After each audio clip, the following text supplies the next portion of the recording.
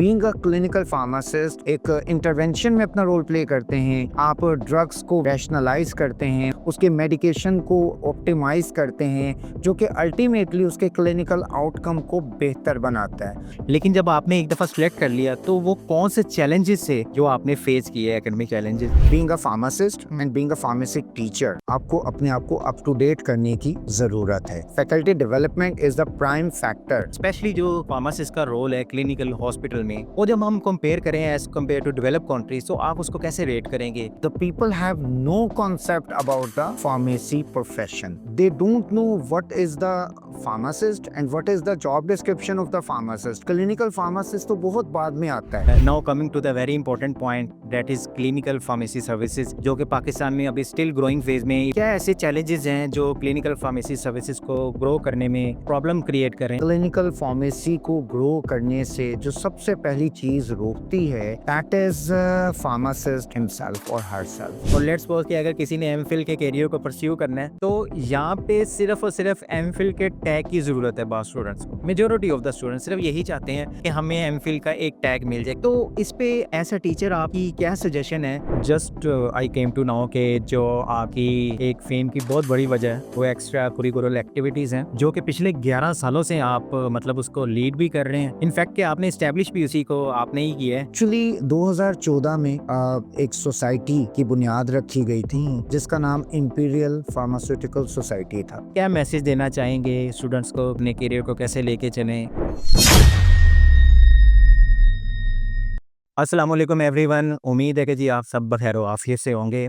और आज हमारे साथ जो गेस्ट हैं वो सर डॉक्टर ज़ीशान अकबर साहब, जो कि असिस्टेंट प्रोफेसर हैं यूनिवर्सिटी ऑफ लाहौर में। और ये मेरे लिए बड़े एज़ाज़ की बात है कि आज मैं सर के साथ एक पॉडकास्ट कर रहा हूँ। सर का माशाल्लाह एक्सपीरियंस भी बहुत है, 14 ईयर्स ऑफ एक्सपीरियंस अपनी वो फील्ड में रखते हैं। लेकिन before starting over conversation with honourable sir, हम चाहते हैं कि हम आपको पहले सर का प्रोफेशनल बैकग्राउंड के बारे में भी बताते चलें। सर ने फार्म डी जो की है वो पंजाब यूनिवर्सिटी 2010 में की है। Punjab university one of the most prestigious institution इन पाकिस्तान। उसके बाद एमफिल जो उन्होंने सर ने किया है वो फार्माकोलॉजी में 2014 फ्रॉम यूनिवर्सिटी ऑफ सरगोदा।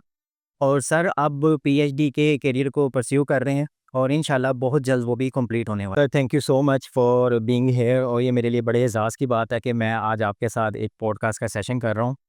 तो सर सबसे पहले जो मेरा आपसे क्वेश्चन है कि आपने जो अपनी स्पेशलाइजेशन है वो आखिर फार्माकोलॉजी ही को क्यों सिलेक्ट किया आपने?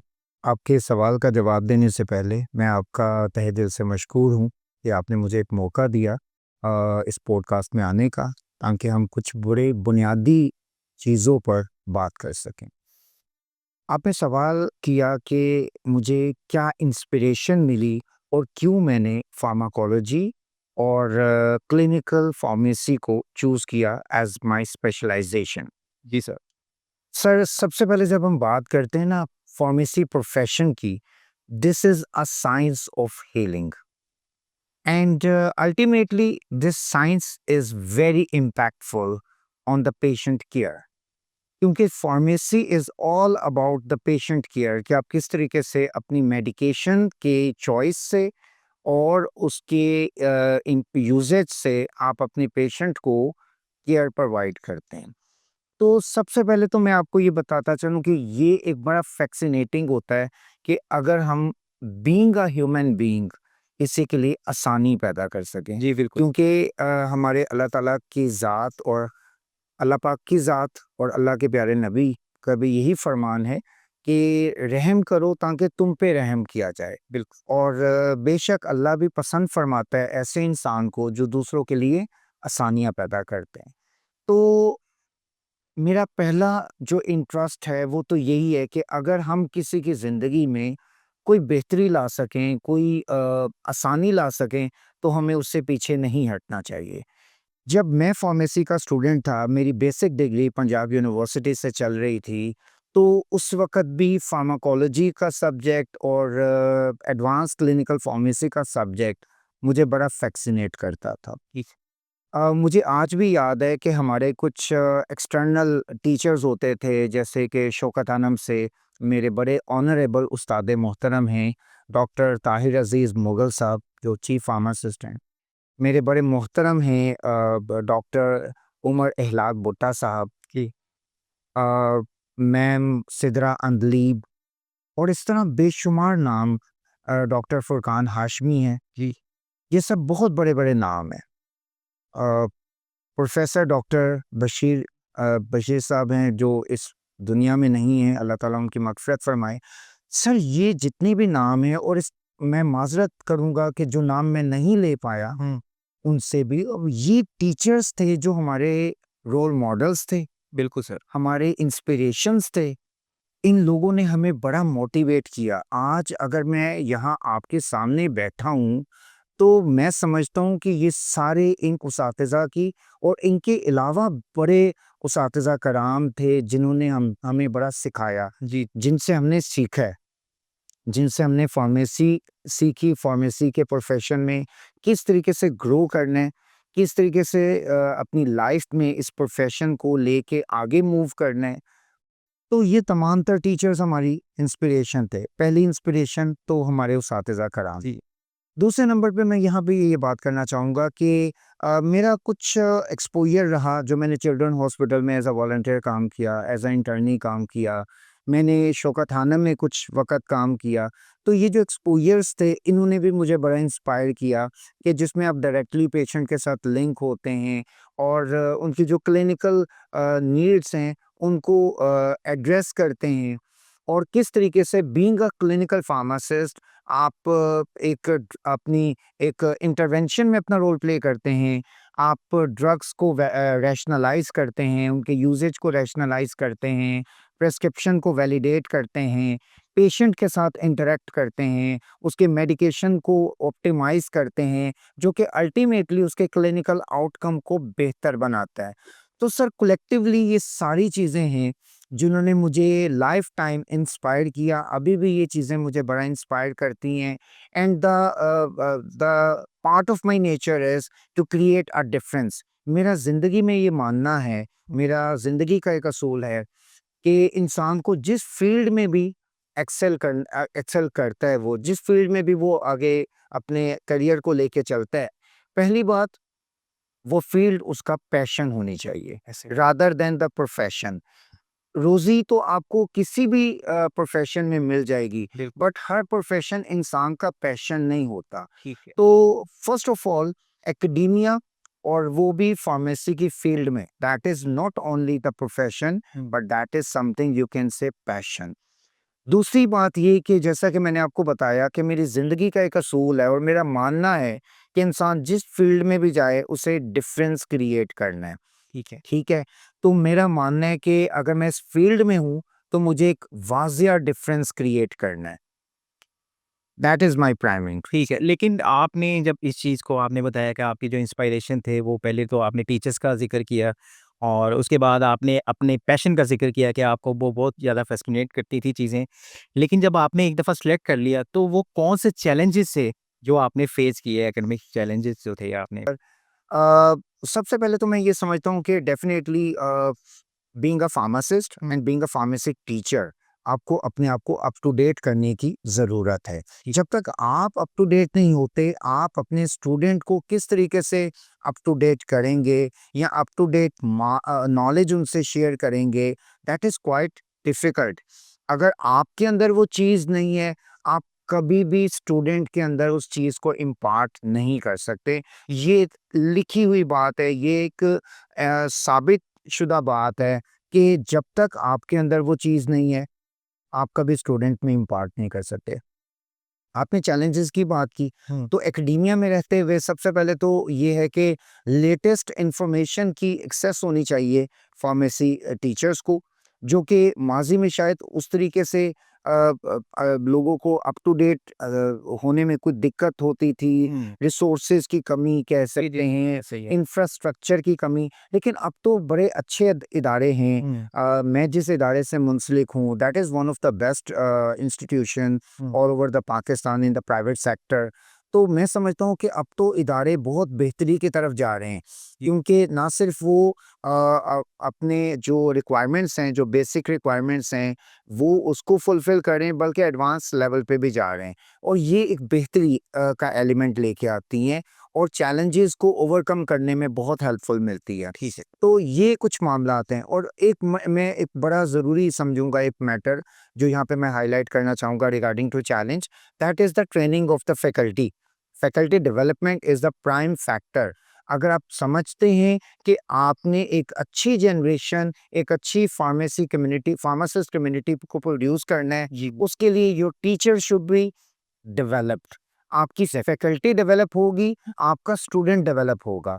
आपकी फैकल्टी के ऐसे ट्रेनिंग प्रोग्राम्स होने चाहिए, ऐसे अवेयरनेस प्रोग्राम्स होने चाहिए जिसमें ना सिर्फ वो टीचिंग टूल्स को अंडरस्टैंड करें, बल्कि फार्मेसी के हवाले से भी अपने आप को अप टू द मार्क रखें, ताकि वो डिलीवर कर सकें, परफॉर्म कर सकें इनसाइड द क्लासरूम, और वो एक स्टूडेंट की ज़िंदगी में वाज़िया डिफरेंस क्रिएट कर सकें। सर माशाल्लाह आपने बहुत अच्छा एक्सप्लेन किया चीज़ों को, स्पेशली जो आपका लास्ट पॉइंट था वो बहुत ही हाईली इम्पैक्ट था।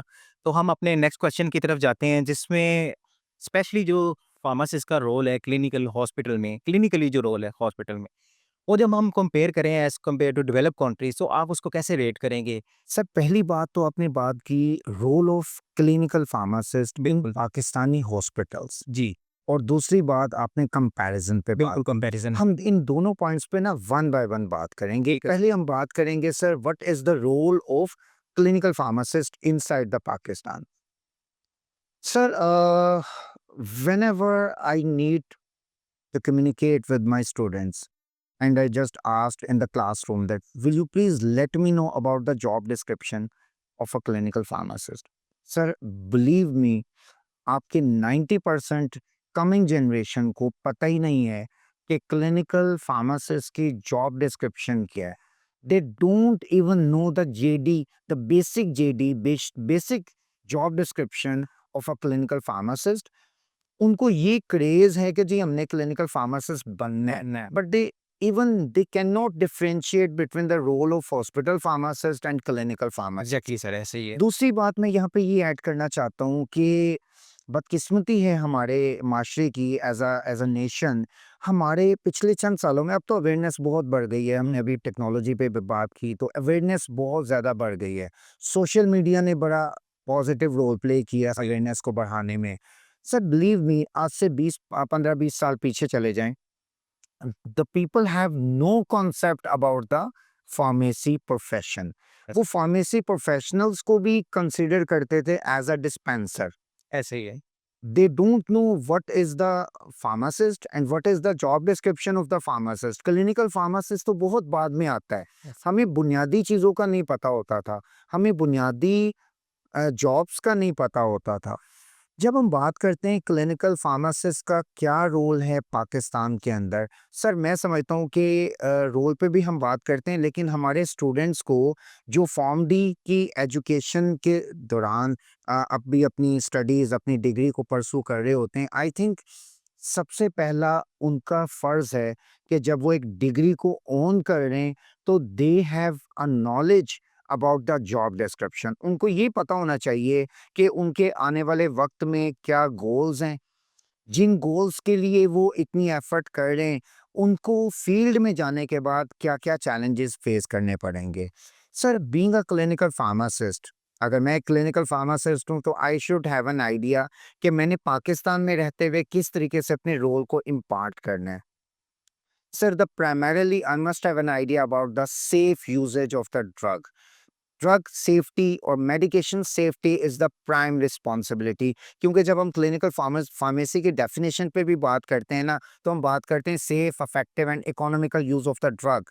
तो सबसे पहले अपने ड्रग सेफ्टी पे बात करनी है। आप कैसे दे सकते हैं एक ड्रग एक इंसान को जिसके बारे में यू हैव नो आइडिया कि ये उसके लिए सेफ है या वो उसके लिए अनसेफ है, पहली बात। दूसरे नंबर पे, आप बगैर ज़रूरत के कोई मेडिकेशन अपने पेशेंट को नहीं दे सकते, अनलेस और until that medication should be effective for that patient. Yes. ठीक है? और इकोनॉमिकल वैल्यूज़ की बात तो ऑब्वियसली हम एंड पे करते हैं कि कॉस्ट इफेक्टिव होनी चाहिए, वो एक अलग बात है, बट हम चूँकि रोल पे बात कर रहे हैं, तो yes, Medication safety and patient safety is the prime responsibility and job description of the clinical pharmacist. Alongside this major duty, मेरा ख्याल है कि we must have an idea about the drug related problem and their management. जैसे हम कहते हैं drug induced disease, जी adverse drug reactions. ठीक है, दूसरे नंबर पे हमारा एक बड़ा चैलेंज आता है बीइंग अ क्लिनिकल फार्मासिस्ट जब हम फील्ड में काम कर रहे होते हैं, drug interaction identification and there management. ठीक है, ये हमारा एक बड़ा चैलेंज होता है कि हमने ड्रग इंड्यूस्ड डिजीज को देखना है, हमने ड्रग इंटरेक्शंस को देखना है। मेरा सवाल मेरे स्टूडेंट्स के साथ होता है ड्रग ड्रग इंटरेक्शंस के हवाले से, दे ऑलवेज सेड जी drug drug interactions, but drug interaction is a very broader term जिसमें हम एक तरह की इंटरेक्शन बात नहीं कर रहे, एक इंटरेक्शन पे बात नहीं कर रहे होते। हमने ड्रग और फूड की इंटरेक्शन पे बात करनी है, हमने ड्रग और डिजीज के इंटरेक्शन पे बात करनी है, हमने ड्रग और हर्बल के इंटरेक्शंस पे बात करनी है, हमने ड्रग एंड लैब वैल्यूज पे बात करनी है। तो sir these are the various kind of interactions whenever you are talking about that. It means that is the job description of a pharmacist. That is the prime duty, prime responsibility of the clinical pharmacist. फिर आपको ये पता होना चाहिए कि कौन सी drug किस drug के साथ दी जा सकती है और कौन से ड्रग किस ड्रग के साथ नहीं दी जा सकती, कौन सी ड्रग किस डिजीज में दी जा सकती है और किस डिजीज में नहीं दी जा सकती। और सिर्फ इतना ही नहीं, आपको ये भी पता होना चाहिए बीइंग अ फार्मासिस्ट कि क्यों नहीं दी जा सकती। एग्जैक्टली अगर कॉन्ट्राइंडिकेट हो रही है तो क्यों कॉन्ट्राइंडिकेट हो रही है, what will be the interaction of that drug with the disease. आप देखें एपिलेप्सी के अंदर बहुत सी ड्रग्स नहीं दी जाती। अगर आपका पेशेंट प्रेग्नेंट है और आपका पेशेंट जो एपिलेप्टिक है, आप बहुत सी मेडिकेशन कॉन्ट्राइंडिकेट करते हैं क्योंकि many epileptic drugs they are teratogenic, they are carcinogenic, they have fetal malformation. So you have an idea, जब आपके पास नॉलेज नहीं होगा, आपके पास कॉन्फिडेंस नहीं होगा, आप किस तरीके से ड्रग इंटरेक्शंस को आइडेंटिफाई करेंगे, आप किस तरीके से ड्रग इंड्यूस्ड डिजीज को आइडेंटिफाई करेंगे। इसके बाद अगर हम बात करें सर, रोल ऑफ फार्मासिस्ट जो है क्लिनिकली फार्मेको विजिलेंस में बड़ा इंपॉर्टेंट रोल आ जाता है। ठीक है, ड्रग फॉर्मूलरी में उसका एक रोल आ जाता है कि किस तरीके से उसने ड्रग को लेके जो फॉर्मूलरी के अंदर ड्रग्स हैं उनको किस तरीके से रैशनली यूज करवाना है। Rational prescribing is the major contribution of the clinical pharmacist in the field, कि आपने ड्रग्स को रैशनलाइज करना है, आपने इंडिविजुअलाइज करना है ड्रग के रिस्पॉन्स को, आपने मेडिकेशन ऑप्टिमाइज करनी है। हर ड्रग हर पेशेंट के लिए नहीं होती, सही हर ड्रग हर पेशेंट को, हर एज ग्रुप को, हर जेंडर को नहीं दी जा सकती। सर इसको हम कैसे कंपैरिजन करेंगे कि ये आपने रोल जो बता रहे हैं, जब हम डेवलप कंट्रीज़ के अगेंस्ट इसको कंपैरिजन करें और पाकिस्तान में क्लिनिकल फार्मासिस्ट के रोल को कंपैरिजन करें, आपने बहुत अच्छा रोल डिफाइन किया, तो इनके कंपैरिजन हम कैसे करेंगे कि सर वहाँ पे क्या हो रहा है, यहाँ पे क्या हो रहा है। जैसे आपने बताया कि यहाँ पे तो अनफॉर्चुनेटली अवेयरनेस ही नहीं है, तो आप इस चीज़ को कैसे कंपैरिजन कैसे करेंगे? सर जब हम कंपैरेटिव एनालिसिस पे आते हैं, जो डेवलप्ड कंट्रीज हैं ऑल ओवर द वर्ल्ड, वहाँ पे एक एस्टैब्लिश्ड फ्रेमवर्क है for the clinical pharmacist. System establish है, फार्मासिस्ट को पता है कि उसके अंदर क्या स्किल्स होने चाहिए, उन्होंने अपने स्किल्स को कैसे यूटिलाइज करना है। उनके पास बेशुमार, उनके पास डेफिनेटली रिसोर्सेज की कोई कमी नहीं है। उन्हें they are working in well set system, well established system. तो जब वो एक ऐसे सिस्टम में काम कर रहे हैं जहाँ पे उनको जॉब डिस्क्रिप्शंस का भी पता है, जहाँ पे उनके पास सारे टूल्स हैं, जहाँ पे उनको वो फिल्टर होके एक प्रोसेस के थ्रू उस स्टेज पे आए हैं, उनको पता है कि उनके अंदर क्या स्किल्स होने ज़रूरी हैं, जिसकी वजह से वो एक सक्सेसफुल और इम्पैक्टफुल क्लिनिकल फार्मासिस्ट बन सकते हैं। जब आप उन सब चीज़ों का कंपैरिजन पाकिस्तान जैसे मुल्क में करते हैं, तो डेफिनेटली हमारे बहुत से फ्लॉज हैं, इसमें कोई ढकी छुपी बात नहीं है।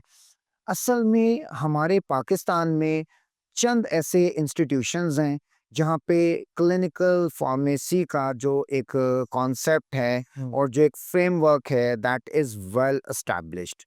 जैसे हम अगर एग्जांपल दें तो leading example is the Shaukat Alam memorial cancer hospital. Similarly PKLI is working on that. ऐसा ही है। ठीक है। चिल्ड्रन हॉस्पिटल में एक क्लिनिकल सेटअप है दैट इज एस्टैब्लिश्ड। जी। इसी तरह आगाहान हॉस्पिटल कराची है, शिफा हॉस्पिटल इस्लामाबाद है। ये चंद ऐसे इंस्टीट्यूशंस हैं जहाँ पे एक अच्छा एस्टैब्लिश्ड फ्रेमवर्क डेवलप हो चुका है, जिसमें क्लिनिकल फार्मासिस्ट अपना रोल प्ले कर रहे हैं और सही मायनों में प्ले कर रहे हैं। हुँ। और बाकी इंस्टीट्यूशंस में डेफ़िनेटली चीज़ें जो हैं इन प्रोसेस हैं, वर्किंग, बहुत ज़्यादा मेहनत की ज़रूरत है, बहुत ज़्यादा डेवलपमेंट की ज़रूरत है। तो मेरा ख़्याल है कि अभी इस पे बहुत ज़्यादा वर्किंग की ज़रूरत है। हमारे सिस्टम को एस्टैब्लिश होना चाहिए ताकि हमारे पाकिस्तान जैसे मुल्क में जहाँ पे बहुत ज़रूरत है एक अच्छे क्लिनिकल फार्मेसी सेटअप की, तो एक क्लिनिकल फार्मासिस्ट का रोल खुल के सामने आ सके। सर, आपने क्लिनिकल फार्मासिस्ट के रोल्स के मुतल्लिक बात की, आपने उसके कंपैरिज़न पे बात की डेवलप्ड कंट्रीज़ के अगेंस्ट, तो आपने बड़ा अच्छा एक्सप्लेन किया। Now coming to the very important point that is clinical pharmacy services, जो कि पाकिस्तान में अभी स्टिल ग्रोइंग फेज़ में है, इवन कि कहीं-कहीं तो इसका कॉन्सेप्ट भी नहीं है। तो क्या ऐसे चैलेंजेज़ हैं जो क्लिनिकल फार्मेसी सर्विसेज़ को ग्रो करने में प्रॉब्लम क्रिएट कर रहे हैं? आप क्या समझते हैं वो चैलेंजेज़ क्या हैं? इस पे तो थोड़ी-सी हाइलाइट करें इसको।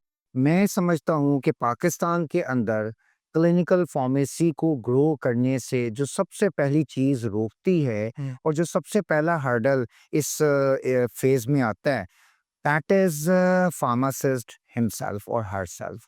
सर देखें, आजकल के फार्मेसी स्टूडेंट का माइंडसेट क्या है?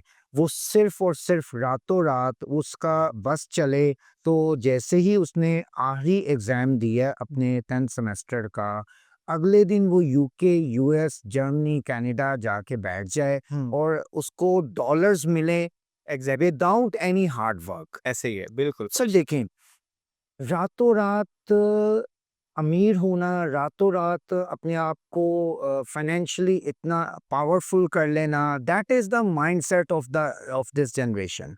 एग्ज़ैक्टली। सर देखें, हर चीज़ की एक कीमत होती है। मैं ये नहीं कह रहा हूँ, मैं डिस्करेज नहीं कर रहा हूँ कि ये चीज़ें नामुमकिन हैं।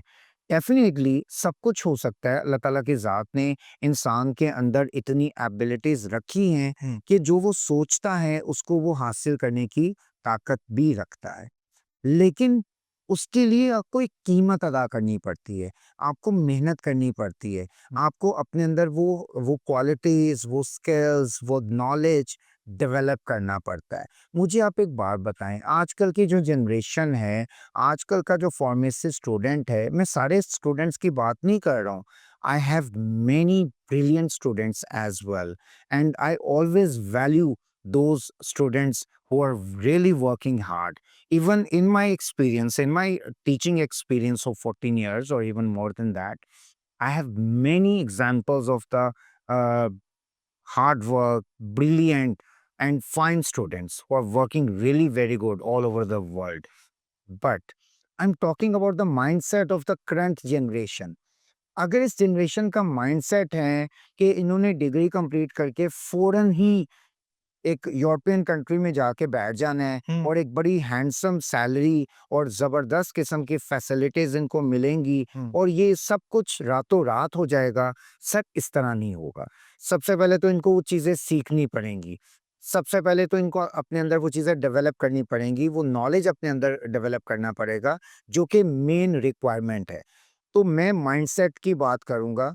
इसी माइंडसेट की वजह से जब बच्चा सीखने से लर्निंग फेज से दूर होता है, तो जब वो फील्ड में जाता है, तो एक परसेप्शन माशरे में क्या बनी हुई है, जो अदर हेल्थ केयर प्रोवाइडर्स हैं, हुँ। मैं किसी को एज सच नॉमिनेट नहीं करूँगा, लेकिन दूसरे जो प्रोफेशंस के लोग हैं, वो फार्मेसी के स्टूडेंट्स को ऐसे कंसिडर करते हैं कि जैसे ये डिस्पेंसर्स हैं हुँ। And they don't have basic knowledge about drugs. और ये थोड़ी हद तक ये बात सच भी होती है क्योंकि हमारे फार्मेसी स्टूडेंट्स को उस तरीके से वो डेवलप नहीं हो पाते या वो अपने अंदर वो चीज़ डेवलप नहीं कर पाते जो उन्हें ड्यूरिंग फाइव फाइव ईयर्स हुँ। और फॉर्मली अपने अंदर डेवलप करने की ज़रूरत है। तो sir first of all mindset should change. जी। माइंडसेट को चेंज करना बड़ा ज़रूरी है। कल्चरल परसेप्शंस हैं दैट इज़ अनदर हर्डल, उसको चेंज करना ज़रूरी है। ठीक है। सिमिलरली मैं समझता हूँ कि इन्वेस्टमेंट होनी चाहिए, फार्मेसी सेटअप को ग्रो करना चाहिए, उस पे इन्वेस्टमेंट की ज़रूरत है। आपको एक अच्छा फ्रेमवर्क बनाना चाहिए जो जिसकी वजह से क्लिनिकल फार्मेसी का सेटअप पाकिस्तान जैसे मुल्क में ग्रो कर सके। उसके लिए डेफ़िनेटली रिसोर्सेज़ की भी ज़रूरत है। उसके लिए डेफ़िनेटली ऐसे लोगों की ज़रूरत है जो आने वाली जनरेशन को प्रैक्टिकली चीज़ें सिखा सकें। तो ये सारी चीज़ें कलेक्टिवली देखी जाएँ तो जब ये चीज़ें अडॉप्ट होंगी, हमारा स्टूडेंट ये चीज़ें अडॉप्ट करेगा, वो स्किल्स को अडॉप्ट करेगा, लर्न करेगा, अपने नॉलेज को रिटेन करेगा और अपने आप को साबित करेगा फील्ड के अंदर, तो मुझे नहीं लगता कि दूसरे जो प्रोफ़ेशन के लोग हैं, वो उसको नहीं एक्नॉलेज करेंगे। मैं आपको एग्ज़ाम्पल कोट करना चाहूँगा शौकत आलम हॉस्पिटल की। वहाँ पे अभी भी डॉक्टर्स हैं जो क्लिनिकल फार्मासिस्ट की कंट्रीब्यूशन के बगैर कोई पेशेंट रिलेटेड डिसीजन फाइनल नहीं करते अनलेस और अनटिल उसमें क्लिनिकल फार्मासिस्ट इंटरवीन करे। ठीक है। इट मींस हमारे कल्चर में फार्मासिस्ट को स्ट्रॉन्ग होना पड़ेगा।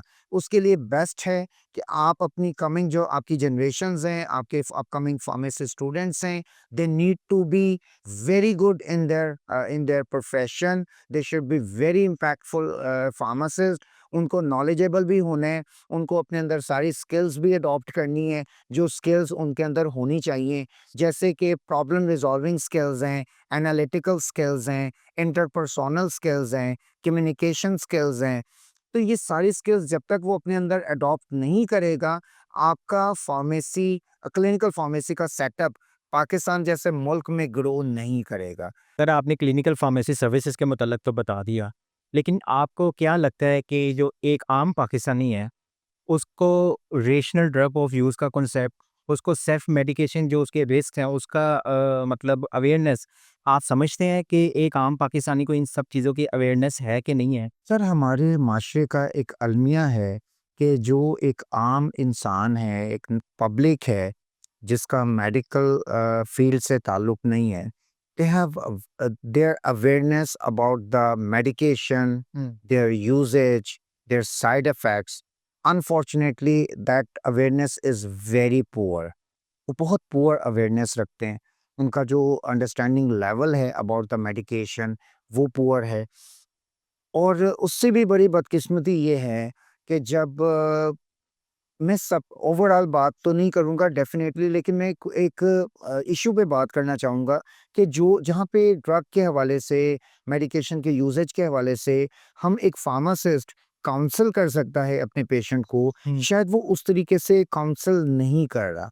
ठीक है। बीइंग अ टीचर मैं जब भी अपने स्टूडेंट्स के साथ पेशेंट काउंसलिंग पे बात करता हूँ, तो मैं रादर इस टर्म को इस तरीके से बच्चों को, अपने स्टूडेंट्स को गाइड करता हूँ कि this is not a patient counselling और this is patient education.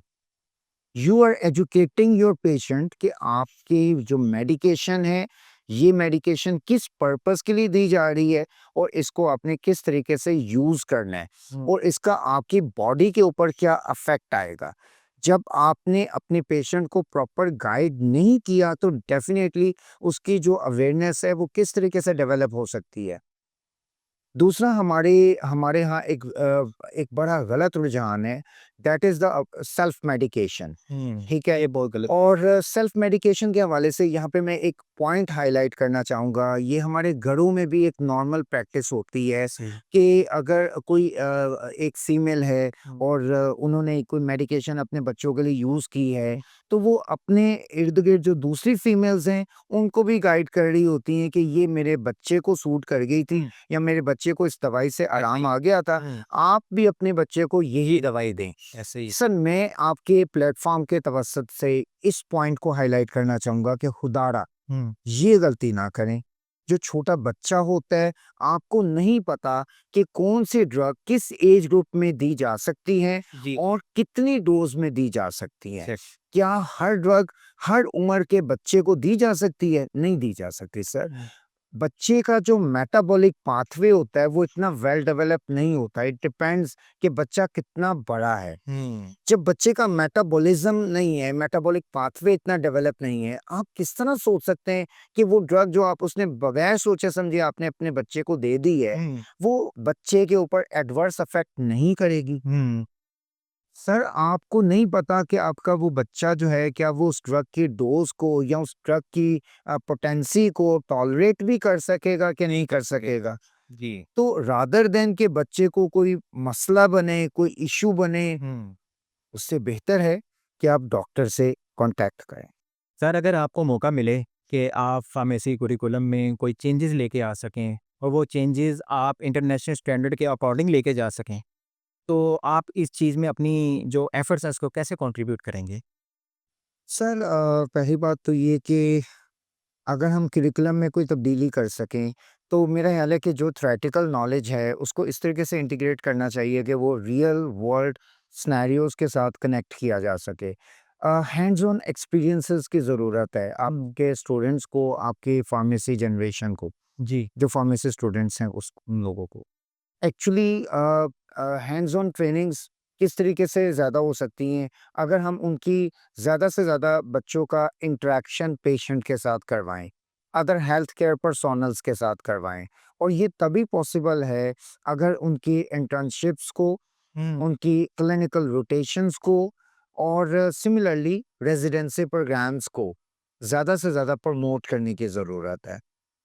Similarly मैं समझता हूँ कि all over the world practical field में जितने भी ऐसे सॉफ्टवेयर्स हैं जो फार्मेसी से रिलेटेड हैं, जिनसे ना सिर्फ आप प्रिस्क्रिप्शन को वैलिडेट कर सकते हैं, जिनसे ना सिर्फ आप ड्रग रिलेटेड टॉक्सिसिटी को आइडेंटिफाई कर सकते हैं, जिससे ना सॉरी जिससे ना सिर्फ आप ड्रग इंटरैक्शन को आइडेंटिफाई कर सकते हैं, उनको मैनेज कर सकते हैं, उनको रेक्टिफाई कर सकते हैं।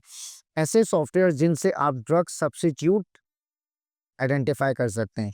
मुझे लगता है कि उन तमाम तर सॉफ्टवेयर्स का एक्सपोज़र बच्चों को देना ज़रूरी है, ताकि कल को जब बच्चे इंटरनेशनली अपने आप को रिप्रेज़ेंट करें, तो वो चीज़ों के साथ बहुत ज़्यादा कंपैटिबल हों, उनके लिए वो चीज़ें नई ना हों, उन्होंने बेसिक उस पे काम किया हो।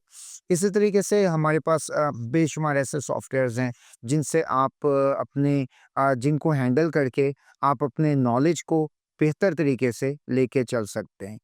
मैं समझता हूँ कि इन तमाम तर प्रैक्टिकल एक्सपोज़र्स की मदद से आपका जो स्टूडेंट है, उसके अंदर मल्टीपल स्किल्स क्रिएट हो सकते हैं, डेवलप हो सकते हैं, जिसमें प्रॉब्लम को आइडेंटिफ़ाई करना, उसको कैसे रिज़ॉल्व करना है, उसको कैसे एनालाइज़ करना है, कैसे कम्युनिकेट करना है अपने पेशेंट के साथ। तो इन तमाम इंटरपर्सनल स्किल्स हैं, तो आपने दूसरे हेल्थ केयर प्रोवाइडर्स के साथ किस तरीके से लिंक करना है। तो इस तरह की चीज़ों के मदद से आप अपने सिलेबस को थोड़ा रिफ़ाइन कर सकते हैं, थोड़ा रिफ़ॉर्म कर सकते हैं, ताकि हम आने वाले चैलेंजेस को फ़ेस कर सकें। दूसरी बात जो आपने कही कि हम किस तरीके से फार्मेसी एजुकेशन के स्टैंडर्ड्स को इंटरनेशनल स्टैंडर्ड्स के पास ला सकते हैं। सर, ये भी अगेन इसमें मल्टीपल स्टेप्स लिए जा सकते हैं और ये मल्टीपल स्टेप्स बड़े पॉजिटिव स्टेप्स हैं। इसमें इंटरनेशनल कोलैबोरेशंस बड़ा एक इम्पोर्टेंट रोल प्ले कर सकती हैं। इंटरनेशनल कोलैबोरेशंस हों, आपकी फैकल्टी मेंबर्स, आपके स्टूडेंट्स को एक्सपोज़र दिया जाए, एटलीस्ट इन इन तमाम तर प्रैक्टिसेस का जो इंटरनेशनली रन की जा रही हैं। सिमिलरली सिलेबस पे हमने ऑलरेडी बात कर ली कि उसको थोड़ा रिफाइन करने की ज़रूरत है। हैंड्स ऑन एक्सपीरियंसेस की हैंड्स ऑन। ट्रेनिंग्स की ज़रूरत है। एग्ज़ैक्टली। आपकी फैकल्टी डेवलपमेंट प्रोग्राम्स होने चाहिए। जी। आपकी फैकल्टी की डेवलपमेंट की ज़रूरत है, उनको नए-नए टीचिंग टूल्स अडॉप्ट करने की ज़रूरत है। उन्हें सॉफ्टवेयर्स के साथ थोड़ा कंपैटिबल किया जाए। और हमारा अलमिया ये है कि अगर हमें कोई चीज़ आती है, तो हम कोशिश ये करते हैं कि किसी दूसरे को पता ही ना चले। जी, ये बड़ी हमारा एक अलमिया है कि हम दूसरों को सिखाते नहीं हैं। हमें लगता है कि अगर हमने उसको सिखा दिया, तो तो हमारी वर्थ कम हो जाएगी और वो हमें रिप्लेस कर देगा। सर, मेरा मानना ये है कि अल्लाह ताला की ज़ात है रिज़्क देने वाली और इज़्ज़त देने वाली। आपकी इज़्ज़त में कमी नहीं होगी बल्कि इज़ाफ़ा होगा और कोई ऐसा स्टूडेंट या कोई ऐसा आपका कोलीग हो जो आपसे सीख के जाए, वो आगे जाके आपको अच्छे अल्फ़ाज़ में बताएगा कि ये चीज़ मैंने इस इंसान से सीखी है जी, जी। और ये बड़ा ज़बरदस्त सिखा सकता है। तो मैं समझता हूँ कि ये सब चीज़ें करने की ज़रूरत है। तो इसके साथ-साथ अगर हम मज़ीद इस पे बात करें, तो अपनी फ़ार्मेसी प्रोग्राम्स की रिकॉग्निशन के साथ-साथ उसकी असेसमेंट की बड़ी ज़रूरत है, ताकि ना सिर्फ़ हम अपने फ़ार्मेसी एजुकेशन के स्टैंडर्ड्स को परस्यू कर सकें, बल्कि उसको ग्लोबल बेंचमार्क के साथ एडहेयर करवा सकें। तो इन चीज़ों को इवैल्यूएट करने की और इन चीज़ों को असेस करने की बड़ी शदीद ज़रूरत है। बिल्कुल सर, ऐसे सर एक बड़ा कॉमन आस्क क्वेश्चन है फार्मेसी फ्रेश ग्रेजुएट्स का, कि जैसे ही वो पास आउट होते हैं तो सबसे पहला उनके माइंड में यही आता है कि हमने आगे क्या करना है। और लेट्स सपोज़ कि अगर किसी ने एमफ़िल के करियर को परस्यू करना है, तो यहाँ पे सिर्फ़ और सिर्फ़ एमफ़िल के टैग की ज़रूरत है बाद स्टूडेंट्स को। मेजॉरिटी ऑफ द स्टूडेंट्स सिर्फ़ यही चाहते हैं कि हमें एमफ़िल का एक टैग मिल जाए कि हम एमफ़िल स्कॉलर हैं, और उनको इस पॉइंट पे कोई गाइडेंस भी नहीं है। ना उनको पता है कि हमने किस डायरेक्शन में जाना है, किस स्पेसिफ़िकली सब्जेक्ट पे हमने यानी कि एमफ़िल करना है। तो इस पे एज़ अ टीचर आपकी क्या सजेशन है कि इस पे क्या ट्रेंड आ रहा है? क्या कोई स्कोप है, स्कोप वाइज़ है, या जिसमें आप समझते हैं कि जैसे आपने कहा कि पैशन होना चाहिए, या पैशन होना चाहिए या कोई ट्रेंड या स्कोप भी है? तो फार्मेसी जो फ्रेश ग्रेजुएट्स हैं ना, इन पे तो बहुत ज़रूरत है इनको मतलब गाइड करने की, और हम स्टूडेंट जितने भी हैं वो टीचर्स के बगैर, इसके गाइडेंस के बगैर तो कुछ भी नहीं है। तो इसमें प्लीज़ आप अपनी जो एक डिटेल स्टूडेंट्स को गाइडेंस के पॉइंट ऑफ व्यू से, कि कल को उनको आसानी से वो कोई ना कोई ना करियर सेलेक्ट कर सकें कि वो किस फील्ड में एमफ़िल को परस्यू कर सकें। बड़ा अच्छा सवाल किया आपने और मैं समझता हूँ कि this is the major issue या एक हॉट इशू है जो हमारे स्टूडेंट्स को अक्सर फेस करना पड़ता है। बुनियादी तौर पे इसकी जो वजह होती है वो होती है रहनुमाई की कमी। ऐसे ही बच्चों को पता ही नहीं होता कि उन्होंने जॉब भी परस्यू करनी है तो कौन-सी जॉब परस्यू जॉब करनी है, कौन-सा फील्ड या कौन-सा discipline for the further education उनके टेस्ट को फुलफिल करेगा, हुँ, उनकी जो एक पर्सनैलिटी है, उसके लिए वो कंपैटिबल होगा। तो अनफॉर्च्युनेटली बच्चों को गाइडलाइंस की भी कमी फेस करनी पड़ती है। ऐसे ही है। दूसरे नंबर पे मैं यहाँ पे ये कहना चाहूँगा कि एक फेक बिलीव्स हैं या फॉल्स बिलीव्स हैं बच्चों के अंदर जो बिल्ट अप किया जाता है। अक्सर मैंने बच्चों से सुना है जो बच्चे मेरे पास अक्सर लोग आते हैं and they are just asking कि सर हम एमफिल करना चाहते हैं, आप हमें बताएँ कि हमारे लिए कौन-सी फ़ील्ड बेहतर बेहतर रहेगी? है। मैं उन्हें ये कहता हूँ कि बच्चे आप देखें कि आपका इंटरेस्ट किस सब्जेक्ट में है, हुँ, किस सब्जेक्ट को आप बेहतर हैंडल कर सकते हैं, किस सब्जेक्ट में आपको लगता है कि इसमें आप बेहतर परफ़ॉर्म कर सकते हैं। हर सब्जेक्ट हर इंसान के लिए नहीं होता। ये बिल्कुल ऐसे ही है जैसे हर इंसान हर काम नहीं कर सकता। अल्लाह ताला ने हर इंसान के अंदर ना मुख्तलिफ एबिलिटीज़ रखी हुई हैं। ठीक है। कोई भी इंसान दूसरे जैसा नहीं हो सकता। एग्ज़ैक्ट तो फिर ये कैसे मुमकिन है कि किसी भी बच्चे को कुछ भी कह दें कि आप इस डिसिप्लिन में आ जाएँ, आप ये कर लें। ये इख्तियार, ये अथॉरिटी स्टूडेंट के पास होनी चाहिए। हमारा मकसद होना चाहिए कि हम उनको गाइड कर दें, बाकी स्टूडेंट की चॉइस है कि वो किस में परस्यू करता है। ठीक है। अक्सर स्टूडेंट्स मेरे पास आते हैं दे सेड सर हमें किसी ने कहा है कि फार्माकोलॉजी में नहीं जाना, हुँ, इसमें तो सैचुरेशन बहुत ज़्यादा हो गई है, इसमें तो आगे जॉब नहीं है। मैं उनसे एक बात करता हूँ, हुँ, मैं कहता हूँ रिस्क का वादा अल्लाह ने किया है। जी, अल्लाह ने किया था कि रिस्क मैंने तुम लोगों को देना है। अल्लाह ने ये नहीं कहा था कि तुम ये करोगे तो तुम्हें रिस्क मिलेगा, जी, बिल्कुल। ठीक है?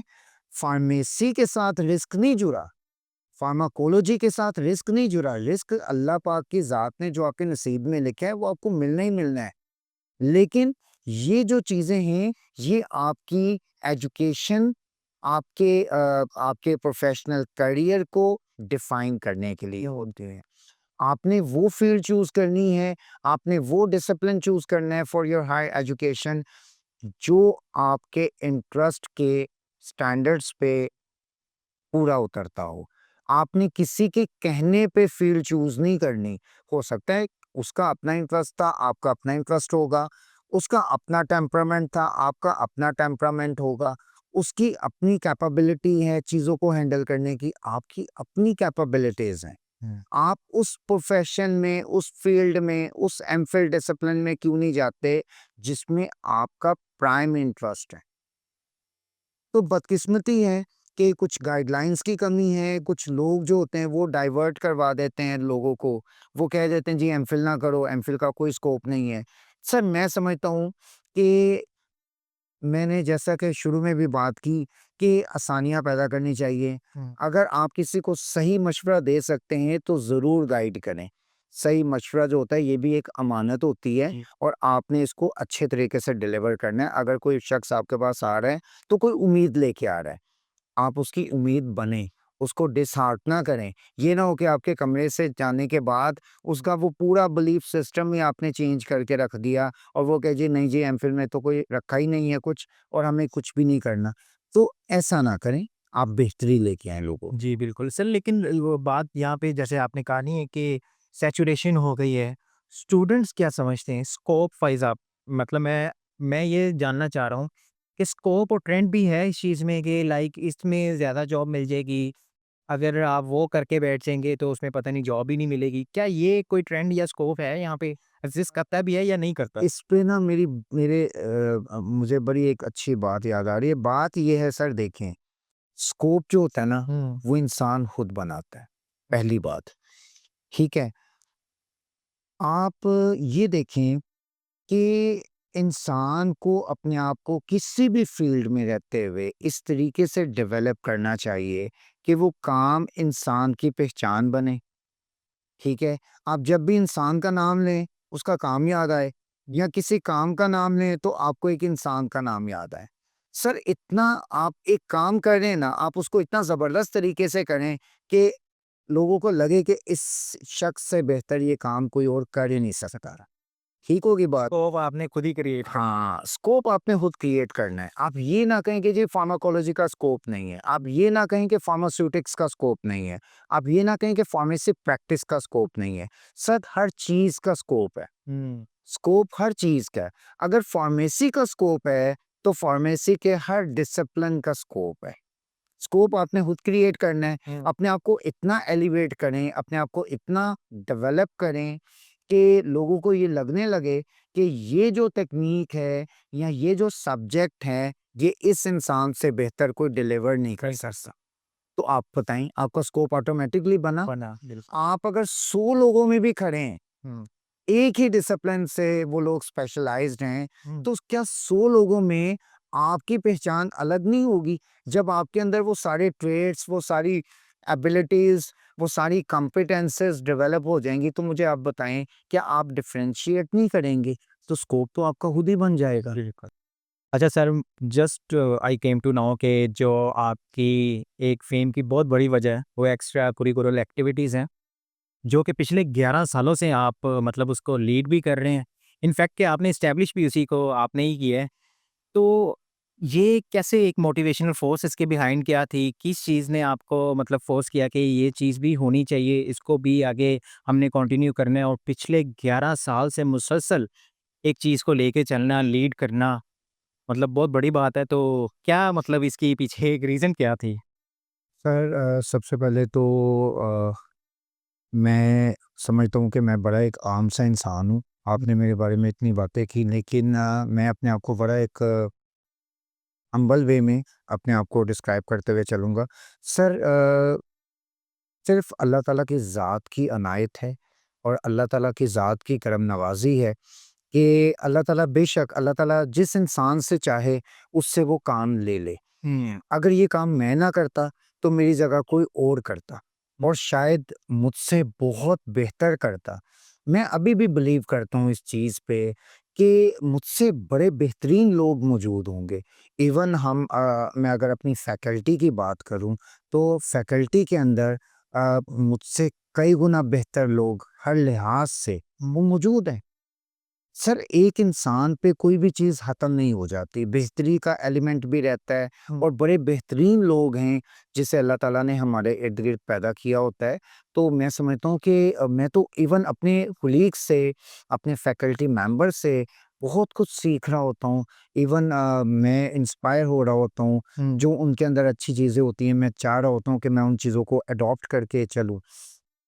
दूसरी बात आपने जो की यस अल्हम्दुलिल्लाह हम लोग गुज़िश्ता 11 साल से एक्स्ट्रा करिकुलर एक्टिविटीज़ को मैं अपने इदारे में लेके चल रहा हूँ फैकल्टी ऑफ फार्मेसी के स्टेज पर। एक्चुअली 2014 में एक सोसाइटी की बुनियाद रखी गई थी जिसका नाम इंपीरियल फार्मास्यूटिकल सोसाइटी था और 2014 से लेके 2025 तक ये तकरीबन 11 साल का अरसा बनता है और इस 11 साल के अरसे में मैंने और मेरे स्टूडेंट्स ने हमने मिल के इस प्लेटफॉर्म पे तकरीबन 400 साढ़े 400 के लगभग इवेंट्स ऑर्गेनाइज किए और ये मुख्तलिफ तरह के इवेंट्स थे जिसमें conferences, international conferences, workshop, seminar, symposium, exhibition, poster competition, industrial showcase और बेशुमार चीज़ें थीं जिनको हम लोगों ने किया। इसको एस्टैब्लिश करने की और इसको लेके चलने की जो एक मेन वजह थी, वो ये थी कि मैं समझता हूँ कि स्टूडेंट की जो लर्निंग है, वो सिर्फ़ क्लासरूम्स में नहीं होती। उनकी जो डेवलपमेंट है, उनकी जो ग्रूमिंग है, वो सिर्फ़ क्लासरूम की हद तक महदूद नहीं होती। मैं हमेशा एनकरेज करता हूँ स्टूडेंट्स को, अगर उनके अंदर कोई एबिलिटी है, अगर उनके अंदर अच्छे कम्युनिकेशन स्किल्स हैं, अगर उनकी मैनेजमेंट स्किल्स अच्छी हैं, अगर उनके लाइज़ोन स्किल्स अच्छे हैं, अगर उनके अंदर इंटरपर्सोनल स्किल्स अच्छे हैं, अगर उनके अंदर ग्राफिक डिज़ाइनिंग के स्किल्स अच्छे हैं, अगर वो कोई और ऐसी एबिलिटी अपने अंदर रख के बैठे हुए हैं, I always encourage them that don't waste your talent.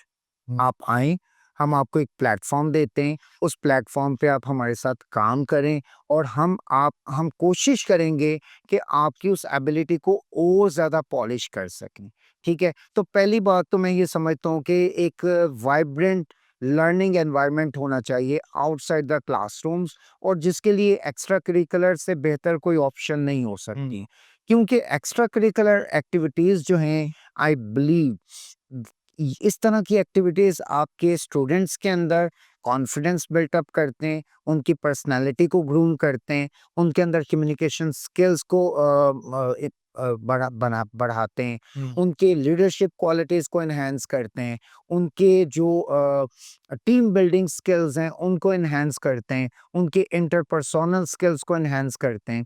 इसकी मैं आपको एक वाज़िया मिसाल दूँगा कि हमारी जो उस फार्मेसी की जो सोसाइटी है, इस सोसाइटी की जो करंट लीडरशिप है, उसमें मेरा एक बड़ा एक ब्रिलियंट स्टूडेंट है मोहम्मद अब्दुल्ला, जो इस वक़्त इस सोसाइटी को लीड कर रहा है एंड बिलीव कर लें कि वो और उसके साथ जितनी भी लीडरशिप है, बड़ी बेहतरीन तरीके से उस सोसाइटी को अपलिफ्ट करके चल रहे हैं और बड़ा इंस्पायर कर रहे हैं यंग स्टूडेंट्स को, बड़ा इंस्पायर कर रहे हैं कम्युनिटीज़ को, बड़ा इंस्पायर कर रहे हैं यूनिवर्सिटी के एनवायरनमेंट को।